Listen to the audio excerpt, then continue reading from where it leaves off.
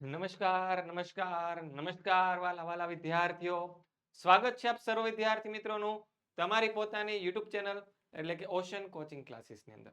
વિદ્યાર્થી મિત્રો, પ્રથમ પરીક્ષા આવી રહી છે અને એના માટે પ્રથમ પરીક્ષાની તમે સારી એવી તૈયારી કરી શકો તેના માટે તમારી પોતાની યુટ્યુબ ચેનલ જે તમારા માટે જ કામ કરે છે એવી જે ચેનલ છે જેનું નામ છે ઓશન કોચિંગ ક્લાસીસ, તે તમારા માટે મોસ્ટ આઈએમપી એવું એક પ્રશ્નપત્ર કે જેમાંથી ઘણા પ્રશ્નો એવા હોઈ શકે કે જે તમારી પરીક્ષાની અંદર પૂછાઈ શકે. તો આવું એક સરસ મજાનું પ્રશ્ન પેપર લઈને અમે આવી ગયા છીએ તમારા માટે અને આ પેપરનો એકવાર ચોક્કસથી તમારે અભ્યાસ કરી લેવાનો છે, કારણ કે આ પેપર અભ્યાસ કર્યા પછી તમે પરીક્ષાની અંદર ખૂબ સારા એવા માર્ક્સે પાસ થઈ શકશો. તો વિદ્યાર્થીઓ, શરૂઆત કરીએ આજના આપણા આ પેપરની. શું કહે છે કે ગુજરાત માધ્યમિક શિક્ષણ બોર્ડ ગાંધીનગર પ્રથમ પરીક્ષા છે વર્ષ 2024 ઓક્ટોબર મહિનાની અંદર તમારે પરીક્ષા છે. ત્યારે પરીક્ષા છે તો કે ઓક્ટોબર મહિનાની અંદર. ધોરણ છે આપણું 9 અને વિષય છે આપણો સામાજિક વિજ્ઞાન વિષય. ટોટલ 50 ગુણનું તમારું પેપર આવે છે. કેટલા ગુણનું આવે છે? 50 ગુણનું પેપર આવે છે અને એ લખવા માટે તમને મળવાનો છે 2 કલાકનો સમય. તો એમાં આપણને વિભાગ એની અંદર પહેલો પ્રશ્ન આપેલો છે કે નીચેના વિકલ્પમાંથી યોગ્ય વિકલ્પ પસંદ કરીને ઉત્તર લખો. પહેલો સવાલ છે, ગવર્નર જનરલ ખાલી જગ્યાએ જીત જપ્તી અને ખાલસા નીતિ અપનાવી હતી. તો જીત જપ્તી અને ખાલસા નીતિ માટે તો ડેલ હાઉસી જ આવશે, બીજો કોઈ આવશે નહીં. ડેલ હાઉસીની ખાલસા નીતિ અને વેલેસ્લી હતો તેની સહાયકારી યોજના. એની શું હતી? સહાયકારી યોજના. આ બંને યોજના અંતર્ગત છે ભારતના ઘણા બધા રાજ્ય છે તેને બ્રિટિશ સામ્રાજ્યમાં ભેળવી દેવામાં આવ્યા હતા. બીજો સવાલ છે, શક્તિમાનને જ જીવવાનો હક છે આ સિદ્ધાંત જર્મનીના કયા લેખકે પ્રચલિત કર્યો હતો? તો તેનો જવાબ આપણો આવશે ઓપ્શન ડી, ટીટસ્કે. કોણે કર્યો હતો? ટીટસ્કે. ત્યારબાદ ત્રીજો સવાલ, વિશ્વમાં નાણાકીય સ્થિરતા જાળવવાનું કામ કોણ કરે છે? તો તેનો જવાબ આવશે આપણો ઓપ્શન બી, IMF. IMF નું પૂરું નામ છે ઇન્ટરનેશનલ મોનિટરિંગ ફંડ. ત્યારબાદ ખાલી જગ્યા છે ચોથો સવાલ. એમાં ખાલી જગ્યાના દિવસને UN ડે તરીકે વિશ્વભરમાં ઉજવવામાં આવે છે. તો તેનો જવાબ આવશે 24 ઓક્ટોબરના દિવસને UN ડે તરીકે ઉજવવામાં આવે છે, કારણ કે તે દિવસે યુનાઇટેડ નેશન્સ એટલે કે વિશ્વના જે દેશો છે જેની અંદર શાંતિ સ્થાપવા માટે જે સંઘની સ્થાપના કરવામાં આવી હતી, યુનાઇટેડ નેશન્સ, એની સ્થાપના થઈ હતી.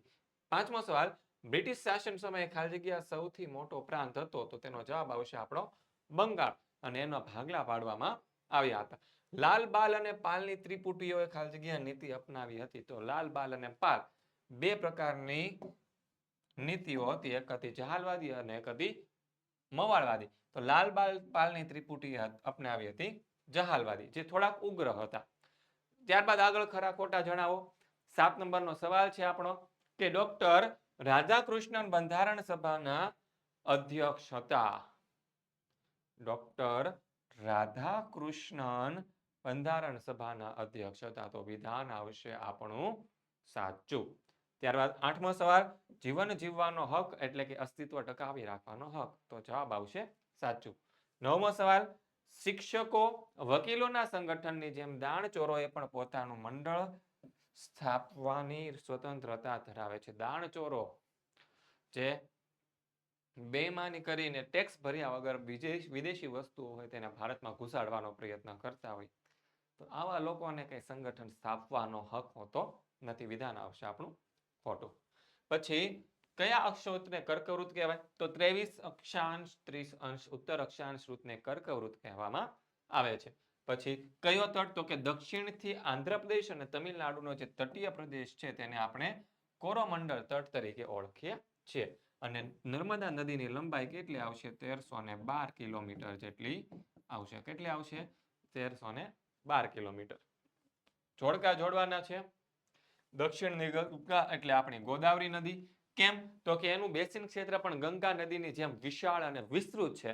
આથી તેને દક્ષિણની ગંગા કહેવામાં આવે છે. બંધારણનું રક્ષક અને વાલી કોણ છે? તો કે જવાબ આવશે ન્યાયતંત્ર. અને આયતકાર પ્રણાલી છે તો તેની અંદર આવશે નર્મદા નદી. ત્યારબાદ આગળ જોઈએ ડેલહાઉસીના સુધારાવાદી કાર્ય જણાવો કે ડેલહાઉસીએ કયા કયા સુધારાઓ કર્યા હતા. તો સૌપ્રથમ તેને તો રેલવેની શરૂઆત કરી હતી. પછી તેના સમયમાં 1853માં મુંબઈથી થાણા સુધીનો પ્રથમ રેલમાર્ગ શરૂ કરવામાં આવ્યો હતો.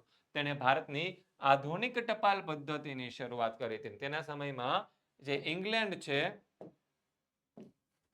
ઇંગ્લેન્ડ અને ભારત વચ્ચે તાર વ્યવહાર શરૂ કર્યો હતો. તેણે ભારતમાં અંગ્રેજી કેળવણીની વ્યવસ્થા શરૂ કરી હતી. બાળ લગ્ન પર પ્રતિબંધ મૂકતો કાયદો અને વિધવા પુનઃ લગ્ન છૂટ આપતો કાયદો પસાર કર્યો હતો. તેણે જાહેર બાંધકામ ખાતાની પણ શરૂઆત કરી હતી. તેણે કંપની સરકારના વહીવટમાં પણ ઘણા સુધારા કર્યા હતા. અને ડેલહાઉસીએ કરેલા ઉપરયુક્ત સુધારાના આધારે એમ કહી શકાય કે ડેલહાઉસી સુધારાવાદી હતો. આગળનો 17મો સવાલ, યુરોપિયન પ્રજાને ભારત આવવાનો જળમાર્ગ શોધવાની ફરજ પડી. આ વિધાન સમજાવતો. પ્રાચીન કાળથી પશ્ચિમના દેશો અને ભારત વચ્ચે મોટો વેપાર ચાલતો હતો. અને એ સમયે યુરોપના બજારોમાં ભારતના કઈ કઈ વસ્તુ જતી હતી?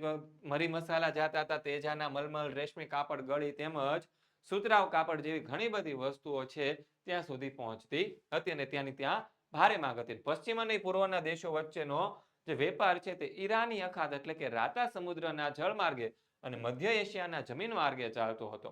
આ માર્ગમાં વચમાં તુર્કસ્તાન આવેલું હતું. તુર્કસ્તાનનું જે કોન્સ્ટેન્ટિનોપલ છે તે વેપારનું મુખ્ય મથક હતું. અને ઈસવીસન 1453માં તુર્ક મુસલમાનોએ કોન્સ્ટેન્ટિનોપલ એટલે કે ઇસ્તંબુલ છે એ પ્રદેશ જીતી લીધો. અને પરિણામે યુરોપના દેશો અને ભારત વચ્ચેનો જે વેપાર માર્ગ હતો તે બંધ થઈ ગયો. આના કારણે જે યુરોપના જે લોકો હતા તેને ભારતની આ બધી વસ્તુ સિવાય ચાલે તેમ હતું નહીં. ભારતમાંથી આ જે વસ્તુઓ જતી હતી એના વિના ચાલે તેમ હતું નહીં. આથી તેમને ભારત આવવાનો જળમાર્ગ શોધવાની ફરજ પડી. 18મો સવાલ કે 22 જાન્યુઆરી 1905ના દિવસને રશિયાનો લોહિયાળ રવિવાર દિન તરીકે ઓળખવામાં આવે છે. તો કે 22 જાન્યુઆરી 1905ના રવિવારના દિવસે ફાધર ગેપોન નામના એક પાદરીના નેતૃત્વ નીચે એક વિશાળ લોકોનું જે સરઘસ હતું તે ઝાર નિકોલસ બીજાને આવેદન પત્ર આપવા માટે તેના મહેલ ગયું. બધા લોકો નિશસ્ત્ર હતા અને આ લોકો ઉપર ઝારે છે તે લશ્કરિકા દ્વારા ગોળીબાર કરાવી. હજારો નિર્દોષ લોકોને મારી નાખવામાં આવ્યા અને જે સેન્ટ પીટર્સબર્ગનો જે ઝારનો મહેલને આગળનો જે બરફ હતો તે આ બધાના લોહીના કારણે લાલ થઈ ગયો. એના કારણે 22 જાન્યુઆરી 1905નો જે આ દિવસ છે ને તેને રશિયાનો લોહિયાળ રવિવાર દિન તરીકે ઉજવવામાં આવે છે. 19મો સવાલ છે બંગાળના ભાગલા ક્યારે અને કોણે પાડી અને શા માટે? તો કે વિશાળ બંગાળ પ્રાંતમાં વહીવટી કાર્યક્ષમતા લાવવાના બહાના હેઠળ ઈસવીસન 1905માં તે સમયના જે વાઇસરોય હતા કરજને તેણે બંગાળના પૂર્વ બંગાળ અને પશ્ચિમ બંગાળ એમ બે ભાગલા પાડ્યા. આની પાછળ કરજનનો ઈરાદો સમગ્ર ભારતમાં સૌથી વધારે જાગ્રત બંગાળની જે પ્રજા હતી તેની અંદર હિન્દુ અને મુસ્લિમ પ્રજાની કોમી એકતા તોડવાનો હતો. ત્યારબાદ 20મો સવાલ આમુખે હોકાયંત્રની ગરજ સારે છે. વિધાન સમજાવો. તો કે કાયદાની કોઈ કલમ કે વિગતમાં અસ્પષ્ટતા કે વિસંગતતા હોય ત્યારે અથવા તો કાયદાનો હેતુ સ્પષ્ટ ન થતો હોય ત્યારે આમુખ કાયદાની કલમ, મુદ્દા કે શબ્દનું યથાર્થ અર્થઘટન કરવામાં માર્ગદર્શક યંત્ર બને છે.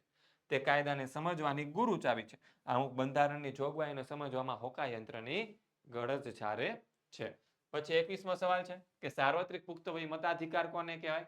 તો કે સાર્વત્રિક પુખ્ત વય મતાધિકાર એટલે કે 18 વર્ષ કે 18 વર્ષથી વધારે વયનો હોય કોઈ પણ વ્યક્તિ કાયદા દ્વારા ગેરલાયક ઠેરવવામાં ન આવ્યો હોય, અસ્થિર મગજનો ન હોય અને જેનું મતદાર યાદીમાં નામ હોય તેવા ભારતના પ્રત્યેક નાગરિકને ધર્મ, જાતિ, કોમ, શિક્ષણ, લિંગ, જન્મસ્થાન, આવક કે મિલકતના ભેદભાવ દ્વારા વિના આપેલો જે હક છે તેને સાર્વત્રિક પુખ્ત વય મતાધિકાર કહેવાય છે.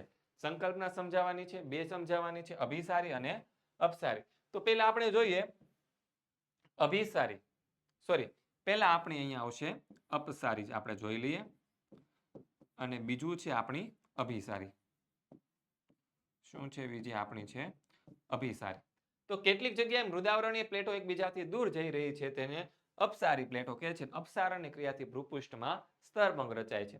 અને બીજી આપણને શું આપી છે અભિસારી. કેટલીક મૃદાવરણીય પ્લેટો છે એકબીજાની નજીક આવી રહી છે અને જેને આપણે અભિસારી પ્લેટો કહે છે. અભિસારની ક્રિયાથી શું પડે છે? ગેડ પડે છે.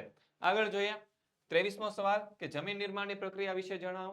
તો તાપમાનમાં મોટા ફેરફાર, વરસાદ, હિમ, હવા, વનસ્પતિ, જીવજંતુઓ વગેરે પરિબળોની અસરથી ખડકોનું ખવાણ થાય છે. તેનાથી ખડકોની ઉપરની સપાટીનો ભૂક્કો બની ભૂમિ આવરણ રચાય છે. તેમાં ખડકોના ટુકડા, કાંકરા, માટી, રજ વગેરે હોય જે રેગોલિથના કહેવાય છે. જેમાં જૈવિક દ્રવ્યો હવા અને પાણી ભળીને શું બને છે? જમીન બને છે. અને સરોવરના ઉપયોગિતા જણાવો. તો એના ઘણી બધી ઉપયોગિતા છે. પેલું જોઈએ ભારતના કેટલાક સરોવરો નદીઓના ઉદ્ભવ સ્થાન છે. જેમ કે અમરકંટક નામનું જે સરોવર છે તેમાંથી આપણી નર્મદા નદી નીકળે છે. પછી વધારે વરસાદવાળા વિસ્તારોમાં આવેલા સરોવરમાં વધુ પાણી એકઠું કરી તેનો ઉપયોગ સિંચાઈમાં, પીવામાં, ઘર વપરાશમાં, મત્સ્ય ઉદ્યોગ માટે કરી શકાય. ત્રીજું, સરોવરના પાણી જે છે દુષ્કાળ વખતે ઉપયોગમાં આવે છે. ચોથું, નદીઓ પર મોટા બંધો બાંધી બનાવેલા સરોવરનું જે પાણી છે તેનો આપણે ઉપયોગ સિંચાઈ માટે કરીએ છીએ, જળ વિદ્યુતનું ઉત્પાદન કરવા માટે કરીએ છીએ અને મત્સ્ય ઉદ્યોગ માટે પણ આપણે તેનો ઉપયોગ કરી શકીએ છીએ. પાંચમું, ઘણા સરોવરો છે કુદરતી સૌંદર્યમાં વધારો કરતા હોવાથી તે સરોવરને સહેલગાહ કે પ્રવાસના સ્થળ તરીકે આપણે પણ વિકસાવી શકીએ છીએ. વિભાગ સી 25 નંબરનો પ્રશ્ન, પ્લાસીનું યુદ્ધ ટૂંક નોંધ લખો. તો કે પ્લાસીનું યુદ્ધ ઈસવીસન 1757માં બંગાળના નવાબ સિરોજુદ્દૌલા અંગ્રેજો અને વચ્ચે થયું હતું. ઈસ્ટ ઇન્ડિયા કંપનીએ પોતાના રક્ષણના બહાના હેઠળ પોતાનો વેપારી મથક ફોર્ટ વિલિયમની કિલ્લેબંધી કરવા માંડી અને સિરાજુદ્દૌલા હતો તે અંગ્રેજોની ખટપટોથી હતો તે વાકેફ હતો. આથી તેણે કે કિલ્લેબંધી જઈને તોડી મારી. અને આ સમાચાર ચેન્નઈના ગવર્નરને મળ્યા અને બંગાળમાં અંગ્રેજોને મદદ કરવા માટે રોબર્ટ ક્લાઇવનું જે નાનકડું લશ્કર હતું તે બંગાળમાં મોકલવામાં આવ્યું અને અંગ્રેજો સીધી લડાઈમાં તો સિરાજુદ્દૌલાને હરાઈ શકે તેમ હતા નહીં. આથી તેણે સિરાજુદ્દૌલાને હરાવવા એક કાવતરું ઘડ્યું અને રોબર્ટ ક્લાઇવે નવાબના સેનાપતિ મિર્ઝાફરને બંગાળના નવાબ બનાવવાની લાલચ આપી અને તેમજ નવાબના જે બીજા વિરોધીઓ હતા તેને પણ પોતાની સાથે પક્ષમાં લીધા અને અમીચંદને 30 લાખ રૂપિયા આપવાનું કબૂલી અંગ્રેજોને મદદ કરી. ત્યારબાદ રોબર્ટ ક્લાઇવે બંગાળનો નવાબ અંગ્રેજોને કનડગત કરે છે તેવું બહાનું કાઢીને તેની સામે 1757માં યુદ્ધ જાહેર કર્યું. પ્લાસીના મેદાનમાં સિરાજઉદ્દૌલા અને અંગ્રેજો વચ્ચે થયેલા યુદ્ધમાં અંગ્રેજોની જીત થઈ અને જે મિર્ઝાફર હતો તેને બંગાળનો નવાબ બનાવવામાં આવ્યો અને તેના બદલામાં મિર્ઝાફરે અંગ્રેજોને 24 પરગણાની જમીન આપી અને આમ ભારતમાં અંગ્રેજ સત્તાનો પ્રારંભ થયો. હવે 26 નંબરનો સવાલ કે સલામતી સમિતિ વિશે જણાવો. તો સલામતી સમિતિ એટલે કે સિક્યોરિટી કાઉન્સિલ છે તે સંયુક્ત રાષ્ટ્રનું સૌથી મહત્વનું અંગ છે. તે 15 સભ્યોની બનેલી છે જેમાં યુએસએ, રશિયા, બ્રિટન, ફ્રાન્સ અને ચીન આ જે 5 સભ્યો છે તે કાયમી સભ્યો છે અને બાકીના જે 10 સભ્યો હોય છે તે બિનકાયમી સભ્યો હોય છે. સલામતી સમિતિ વિશ્વમાં શાંતિ અને સલામતી જાળવવાનું કાર્ય કરે છે અને આ માટે તે ચર્ચાઓ કરે છે. ચર્ચાઓને અંતે આ 5 કાયમી સભ્યો સહિત ઓછામાં ઓછા જે 9 સભ્યોના મતથી ઠરાવ પસાર કરવામાં આવે છે. સંયુક્ત રાષ્ટ્રના બંધારણે 5 કાયમી સભ્યોને ઠરાવનો નિષેધ કરવાનો અધિકાર આપ્યો છે ને એ અધિકારને નિષેધાધિકાર અથવા તો વીટો પાવર કહેવામાં આવે છે. અને આંતરરાષ્ટ્રીય સલામતી જાળવવા માટે સલામતી સમિતિનો વિશાળ સત્તાઓ આપવામાં આવી છે. તે માટે સંયુક્ત રાષ્ટ્રના સભ્ય રાષ્ટ્ર સાથે વાટાઘાટો કરે છે. સભ્ય રાષ્ટ્રો વચ્ચે યુદ્ધ થયું હોય તો તેને લવાદી કે વાટાઘાટા દ્વારા અંત લાવવાના પ્રયાસો પણ કરવામાં આવે છે. 27મો સવાલ, તમારા રહેણાંક વિસ્તારમાં વિવિધ પ્રકારની થતી બાળમજૂરી અંગે સર્વેક્ષણ કરી તેને અટકાવવા વિદ્યાર્થી તરીકે શું કરી શકો? વિગતવાર પ્રશ્નનો ઉત્તર આપો. તો કે મારા રહેણાંક વિસ્તારમાં આવેલા ગેરેજ, હોટલ, લારી, ગલ્લા અને ઘર નોકર તરીકે 14 વર્ષથી નીચેના ઉંમરના 10 બાળકોને મજૂરી કરતા મને જોવા મળ્યા. એક વિદ્યાર્થી તરીકે મેં બાળકોને કામે રાખનાર જવાબદાર માણસોનું ધ્યાન દોર્યું કે 14 વર્ષની નીચેના ઉંમરના બાળકો પાસે મજૂરી કરાવવી તે કાયદાની પ્રતિબંધિત છે અને બાળમજૂરી નાબૂદી કાનૂનનો તમે ભંગ કરી રહ્યા છો. બાળમજૂરી એ શિક્ષાપાત્ર ગુનો છે તો તમારે દંડાકીય કાર્યવાહીમાંથી બચવું જોઈએ અને સત્વરે આ બાળકો પાસે કામ કરાવવાનું છોડાવી અને આ બાળકોના વાલીઓ પાસે જઈ તેમના અભ્યાસ બાબતે વિચાર વિમર્થન કરવાનું કહેવું જોઈએ. 28 નંબરનો સવાલ, તફાવત આપો દ્વીપકલ્પીય નદીઓ અને હિમાલયમાંથી નીકળતી નદીઓ. અને વિદ્યાર્થી મિત્રો આ જે પ્રશ્ન છે તે તમારે માટે IMP છે. 90% કેસની અંદર શિક્ષકો હોય તે આ પ્રશ્ન તેના પેપરની અંદર મૂકે અને હોય 100% મૂકે. તો હિમાલયની નદીને દ્વીપકલ્પી નદીઓની વાત કરી તો કે હિમાલયની નદીના બેસિન ક્ષેત્ર મોટા છે, દ્વીપકલ્પી નદીઓના બેસિન કેવા છે? નાના છે. હિમાલયના ઉદ્ગમ સ્થાન ઊંચા હોવાથી તે પર્વત વાસ્તામાંથી વેગમાંથી વહે છે. તેમણે પર્વતમાં પુષ્કળ ઘસારો કરી ઊંડી ખીણો અને કોતરો બનાવે છે. તે ઊંડી ખીણોમાં થઈને વહે છે. અને આ નદીઓના ઉદ્ગમ સ્થાન પ્રમાણમાં નીચા હોવાથી તેનો વેગ ઓછો હોય છે. તેના દ્વારા થતો ઘસારો ઓછો હોવાથી તે છીછરી અને ખીણોમાં થઈને વહે છે. ત્રીજું કે આ નદીઓ 12માસી છે. તેમાં ચોમાસામાં વરસાદથી અને ઉનાળામાં હિમાલયના શિખરોના બળફ પીગળવાથી પાણી આવ્યા છે. અને ત્રીજું છે દ્વીપકલ્પી નદીઓ. તેમાંની મોટાભાગની નદીઓ હંગામી એટલે કે મોસમી છે. તેમાં માત્ર વરસાદનું પાણી આવશે. તેથી મોટી નદીઓમાં પણ ઉનાળામાં પાણી ઘણું ઓછું થઈ જાય છે. ચોથું, તે પર્વતોમાં તીવ્ર ઘસારો કરી રેતી અને કાંપ મેદાનમાં ઘસડી લાવે છે. જ્યાં નિક્ષેપણ ક્રિયા દ્વારા પૂરના મેદાનો અને તટબંધ રચાય છે. અને આ ઓછો ઘસારો કરવાથી હોવાથી તેમાં પાણી, રેતી અને કાંપનું પ્રમાણ ઓછું હોય. આથી નિક્ષેપણ કેવું થાય છે? બહુ ઓછું થાય છે. મેદાન પ્રદેશમાં તેના તળમાં થતા નિક્ષેપણથી પ્રવાહમાં ઘણું વિસર્પણ કરે છે. અને નક્કર ખડકવાળું તળ, ઓછું પાણી અને પ્રવાહમાં નિક્ષેપણનો અભાવ અને પ્રવાહનું કોઈ નોંધપાત્ર વિસર્પણ થતું નથી. 29 નંબરનો સવાલ કે બંધારણીય ઇલાજોનો હક બંધારણના આત્મા સમાન છે. આ વિધાન સમજાવો. તો કે ભારતના બંધારણને દરેક નાગરિકોને મૂળભૂત હકોના અમલની ખાતરી આપતો બંધારણીય ઇલાજનો હક આપ્યો છે. આ હક મુજબ કોઈ પણ નાગરિક હોય તે અદાલતો પાસેથી પોતાના મૂળભૂત હકોનું રક્ષણ મેળવી શકે છે. આથી બંધારણીય ઇલાજોના હકનું અનન્ય મહત્વ છે. અને આપણા બંધારણના ઘડવૈયા ડોક્ટર બાબા સાહેબ આંબેડકરના મતે આજે બંધારણીય ઇલાજોનો હક છે તેને બંધારણનો આત્મા સમાન કહ્યો છે. 30 નંબરનો સવાલ કે ખનિજોનું વર્ગીકરણ કરો. તો ખનિજોનું સામાન્ય રીતે વર્ગીકરણ છે 3 રીતે આપણે કરી શકીએ. એક ધાતુમય ખનિજો, બીજું અધાતુમય ખનિજો અને ઉપયોગિતાના આધારે ખનિજોનું વર્ગીકરણ. તો ધાતુમય ખનિજનો આપણો પહેલો પ્રકાર જોઈએ કિંમતી ધાતુમય ખનિજ સોનું, રૂપું એટલે કે ચાંદી, પ્લેટિનિયમ વગેરે. બીજું હલકી ધાતુમય ખનિજો જેની અંદર આવશે મેગ્નેશિયમ, બોક્સાઇટ, ટિટાનિયમ વગેરે. પછી ત્રીજું સામાન્ય ઉપયોગમાં લેવાતા ખનિજો લોખંડ, તાંબુ, સીસમ, જસ્ત, કલાઈ વગેરે. અને મિશ્ર ધાતુ સ્વરૂપે વપરાતા ખનિજો ક્રોમિયમ, મેગ્નીઝ, ટંગસ્ટન, વેનેડિયમ વગેરે. બીજું અધાતુમય ખનિજો ચૂનાના પથ્થર, ચોક, એસ્બેસ્ટોસ, અબરખ, ફ્લોસ્પાર, જીપ્સમ, ગંધક, હીરા વગેરે. ત્રીજું છે સંચાલન શક્તિ માટે ઉપયોગમાં લેવાતા ખનિજો. તો તેમાં આવશે કોલસો, ખનિજ તેલ, કુદરતી વાયુ, યુરેનિયમ, થોરિયમ વગેરે. 31 નંબરનો સવાલ વર્સેલ્સની સંધિ. તો ઈસવીસન 1919માં ફ્રાન્સની રાજધાની પેરિસમાં મળેલા મિત્ર રાષ્ટ્રોએ શાંતિ પ્રક્રિયા હાથ ધરી જે પેરિસ શાંતિ સંમેલન તરીકે પ્રખ્યાત બની હતી. અને 58 જેટલા કમિશનો રચાયા. તેમાં 145 જેટલી બેઠકો યોજવામાં આવી. અને આ શાંતિ સંમેલનમાં જર્મની સાથે સમજૂતી વર્સેલ્સના શીશમહેરમાં કરવામાં આવી હતી. તેથી તેને વર્સેલ્સની સંધિ તરીકે ઓળખવામાં આવે છે. અંતે મિત્ર રાષ્ટ્રોએ હારેલા રાષ્ટ્રો પર જૂન 1919માં વર્સેલ્સની સંધિ લાદી. અને આ સંધિમાં 4 પ્રકારની જોગવાઈઓ કરવામાં આવી હતી. કઈ કઈ? તો કે પ્રાદેશિક વ્યવસ્થા, લશ્કરમાં ઘટાડો, નિઃશસ્ત્રીકરણ, યુદ્ધમાં વળતર હપ્તાની ગોઠવણી, યુદ્ધદંડ અને અન્ય જોગવાઈનો. વર્સેલ્સની સંધિમાં અમેરિકાના પ્રમુખ વુડરો વિલ્સને, બ્રિટિશના વડાપ્રધાન લોર્ડ જ્યોર્જ અને ફ્રાન્સના વડા ક્લેમેન્સોએ મહત્વની કામગીરી કરી. અને પ્રથમ વિશ્વયુદ્ધ માટે જર્મનીને જવાબદાર ગણીને તેના ઉપર 6.5 અબજ પાઉન્ડનો યુદ્ધદંડ લાદવામાં આવ્યો. અને ફ્રાન્સે જર્મનીના રૂર પ્રાંત પડાવી લીધો. જર્મનીનો હાઇન નદી આંતરરાષ્ટ્રીય જળમાર્ગ માટે ખુલ્લી મૂકવામાં આવી. અને ફ્રાન્સની સરહદે આવેલા હાઇન પ્રદેશમાં કિલ્લેબંધી કરવાની મનાઈ ફરમાવવામાં આવી. અને દેશના ખનિજોમાંથી સમૃદ્ધ પ્રદેશો 15 વર્ષ માટે ફ્રાન્સને આપવામાં આવ્યા હતા.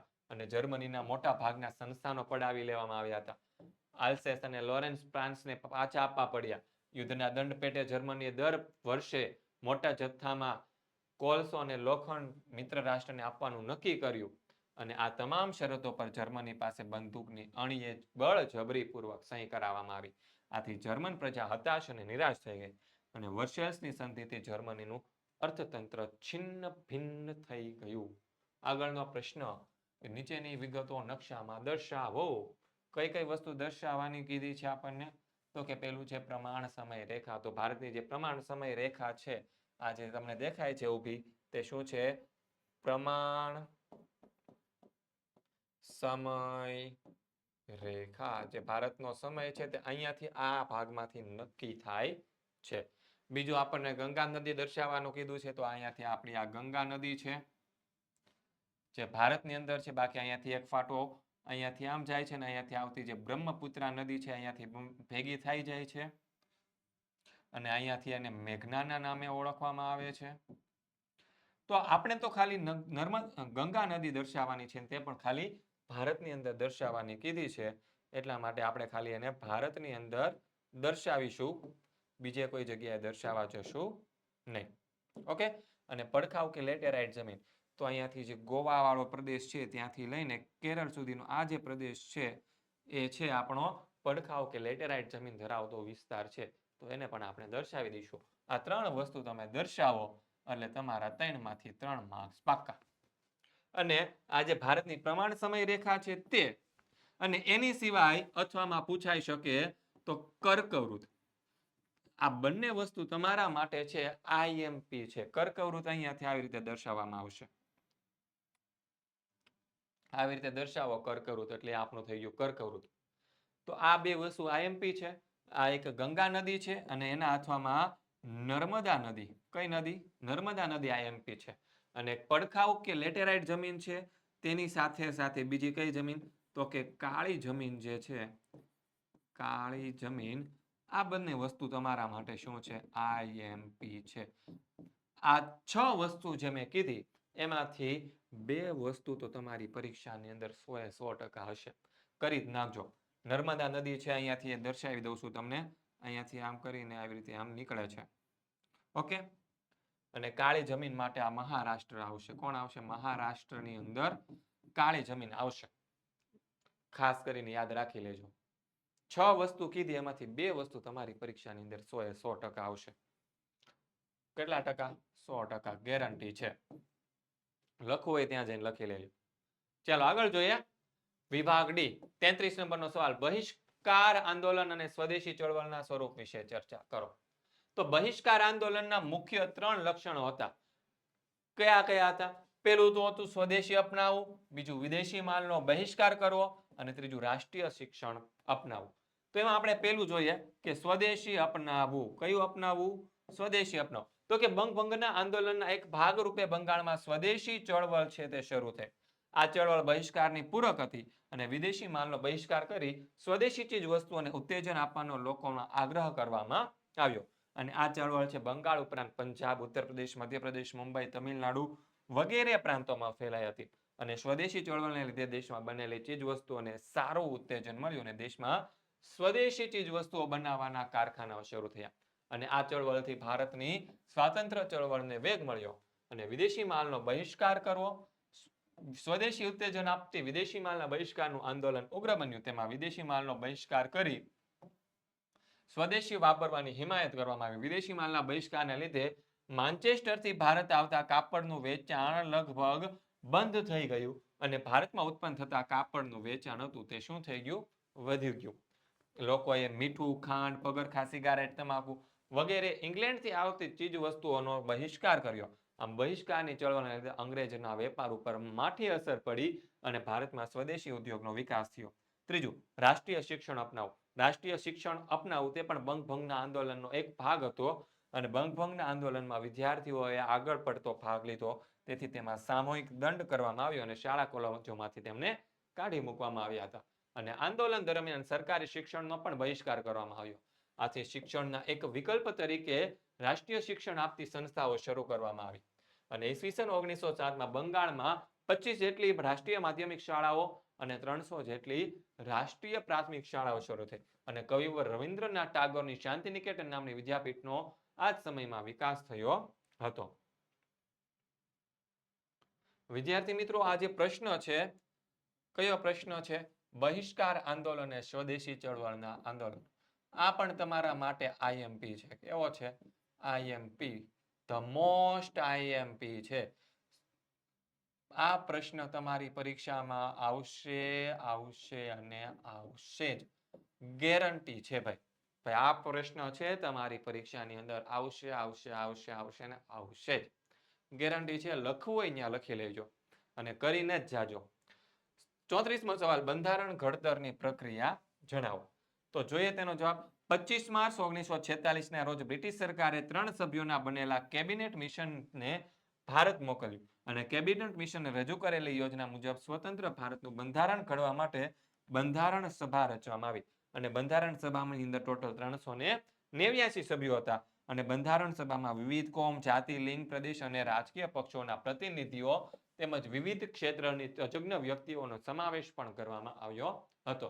બંધારણ સભામાં કોણ કોણ હતું? જવાહરલાલ નહેરુ હતા, સરદાર વલ્લભભાઈ પટેલ હતા, મૌલાના અબ્દુલ કલામ હતા, શ્યામ પ્રસાદ મુખર્જી, એચ.વી. મોદી, પછી એચ.વી. કામત, ફ્રેન્ક એન્થની, એન ગોપાલસ્વામી અયંગર, પછી કૃષ્ણસ્વામી અય્યર, બલદેવસિંહ વગેરે અગ્રણી નેતા ઉપરાંત બંધારણના નિષ્ણાંત તરીકે ડોક્ટર ભીમરાવ આંબેડકર અને શ્રી કનૈયાલાલ મુનશી અને સ્ત્રી સભ્યો તરીકે 2 હતા, સરોજિની નાયડુ અને શ્રી વિજયાલક્ષ્મી પંડિત. આ બધાનો સમાવેશ કરવામાં આવતો. બંધારણ સભાના અધ્યક્ષ હતા ડોક્ટર રાજેન્દ્ર પ્રસાદ અને બંધારણનો મુસદ્દો તૈયાર કરવા માટે ડોક્ટર ભીમરાવ આંબેડકરને અધ્યક્ષ પદે ખરડા સમિતિની રચના કરવામાં આવી હતી.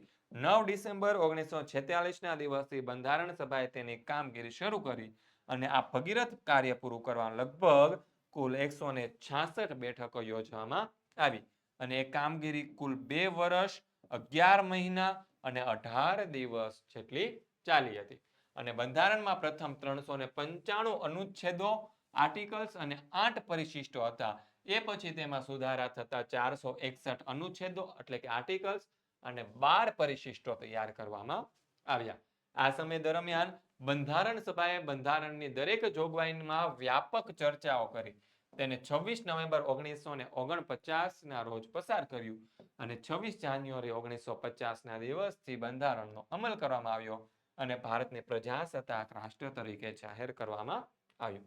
આથી આપણા દેશમાં 26 જાન્યુઆરી 1950ના દિવસને આપણે પ્રજાસત્તાક દિન તરીકે ઉજવીએ છીએ અને ભારતના બંધારણની અંદર ઇંગ્લેન્ડ છે, આયર્લેન્ડ છે, ફ્રાન્સ, યુએસએ વગેરે લોકશાહી દેશોના કેટલાક વિશિષ્ટ લક્ષણોનો પણ સમાવેશ કરવામાં આવેલો છે. આગળનો પ્રશ્ન, જમીનના પ્રકારો વિશે જણાવો. તો કે ભારતની જમીનને ટોટલ 6 પ્રકારમાં વિભાજિત કરવામાં આવી છે. આઈએમપી સવાલ. કેવો સવાલ છે? આઈએમપી, જમીનના પ્રકાર. અને આ ચેપ્ટરમાંથી 4 માર્ક્સનો પ્રશ્ન પૂછાવાનો છે, એ ફાઇનલ જ છે અને 4 માર્ક્સમાં પૂછાઈ શકે તેવો આ એક જ પ્રશ્ન છે કે જમીનના પ્રકાર વિશે જણાવો. બીજો એક પ્રશ્ન જ નથી નીકળે એમ કે ભાઈ જમીનના પ્રકાર સિવાય 4 માર્ક્સની અંદર પૂછાઈ શકે તેવો એક પ્રશ્ન જ છે નહીં.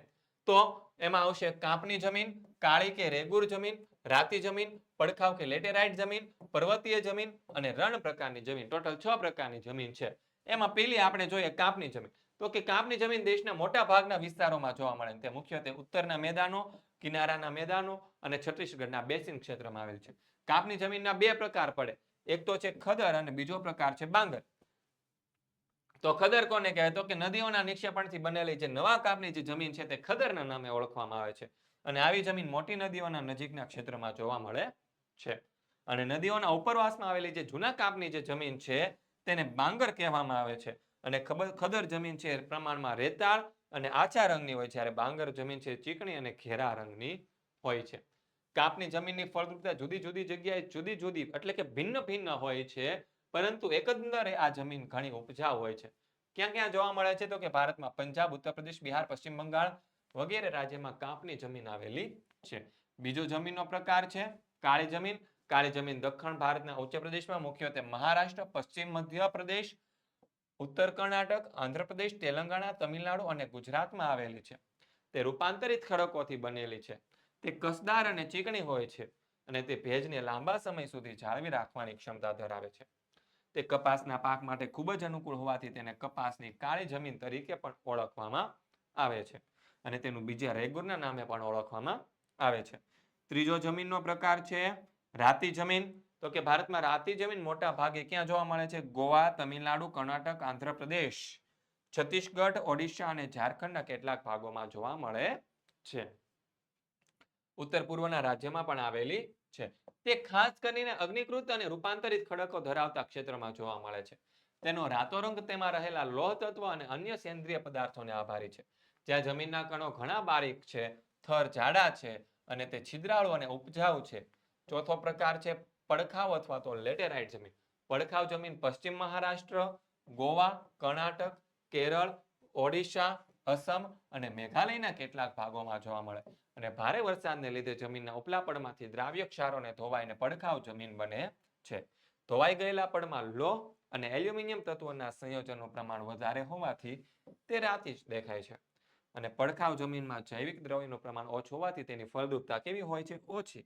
આગળનો પ્રકાર પર્વતીય જમીન. ભારતમાં પર્વતીય જમીન હિમાલય અને પૂર્વની પર્વતીય શ્રેણી ધરાવતા જમ્મુ કાશ્મીર, હિમાચલ પ્રદેશ, ઉત્તરાખંડ, સિક્કિમ અને અરુણાચલ પ્રદેશમાં જોવા મળે છે. જંગલવાળા ભાગમાં આ જમીનમાં જૈવિક દ્રવ્યોનું પ્રમાણ કેવું હોય છે? વધારે હોય છે. શિવાલિક પર્વત શ્રેણી પર આ જમીન ઓછી કસવાળી, અપરિપક્વ, રેતાળ, છિદ્રાળુ અને જૈવિક દ્રવ્યોના અભાવવાળી જોવા મળે છે.